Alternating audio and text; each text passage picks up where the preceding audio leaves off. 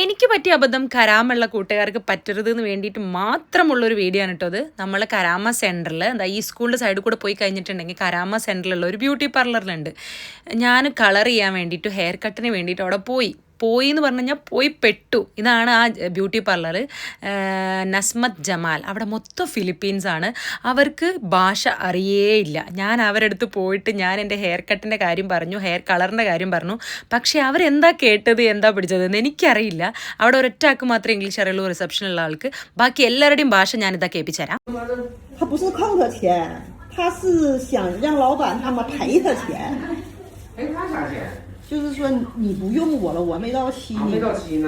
Korean drama കേൾക്കുമ്പോൾ മാത്രമേ ഞാൻ ഇങ്ങനത്തെ ഭാഷ കേട്ടിട്ടുള്ളൂ. അവരെന്താ പറയുന്നത് എനിക്കോ ഞാൻ എന്താ പറയുന്നത് അവർക്കോ മനസ്സിലായില്ല. അവൾ കളർ ചെയ്ത് അവസാനം എന്നെ കളർ കോഴി പോലെ ആക്കി. ലിറ്ററലി ഞാൻ കരയാൻ തുടങ്ങി.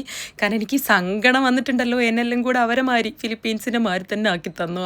അവസാനം ഞാൻ പറഞ്ഞത് ഹെയർ കളർ, ഞാൻ പറഞ്ഞ കളറും അല്ല അവർ ചെയ്തത്. അവരെൻ്റെ സ്കാൽപ്പ് മുതൽ കളർ ചെയ്തിട്ട് എന്താ ഞാൻ പറയേണ്ടത്, എന്നെ ശരിക്കും എന്തോ പോലെ ആക്കി. എന്നിട്ട് ഞാൻ അവിടെ ഒന്നും കൂടെ ബ്ലാക്ക് അടിക്കാൻ പറഞ്ഞു അവരുടെ അടുത്ത്. കാരണം അതൊന്നും ഞാൻ ഈ വീഡിയോയിൽ ഇട്ടിട്ടില്ല. ഞാൻ അവരുടെ അടുത്ത് പറഞ്ഞു എനിക്ക് ബ്ലാക്ക് അടിക്കണം, ഇതല്ല ഞാൻ പറഞ്ഞ കളർ എന്നുള്ളത് എല്ലാം ഞാൻ പറഞ്ഞു. എന്നിട്ട് അവസാനം എന്നെ ഈ കോലത്തിലാക്കി. പക്ഷേ ഞാൻ ചിരിച്ചോണ്ട് അവിടെ നിന്ന് ഇറങ്ങി. കാരണം എൻ്റെ സങ്കടം ഞാൻ വേറെ ആരെയും കാണിച്ചില്ല.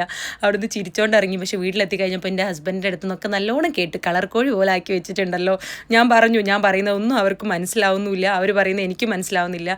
എല്ലാത്തിനും ആ റിസപ്ഷനിസ്റ്റിനെ തേടേണ്ട അവസ്ഥയായിരുന്നു. അതുകൊണ്ട് ഭാഷ അറിയുന്നവർ അങ്ങോട്ടേക്ക് പോവുക. മെയിനായിട്ട് ഫിലിപ്പീൻ ഭാഷ എന്താണെന്നുള്ള എങ്ങനെയാണെന്ന് അറിയുന്നവർ പോവുക. പിന്നെ അതുപോലെ ഇംഗ്ലീഷ് അറിയുന്ന ഒരാളേ ഉള്ളൂ, അതും കൂടെ ഒന്ന് ശ്രദ്ധിച്ച് പോവുക.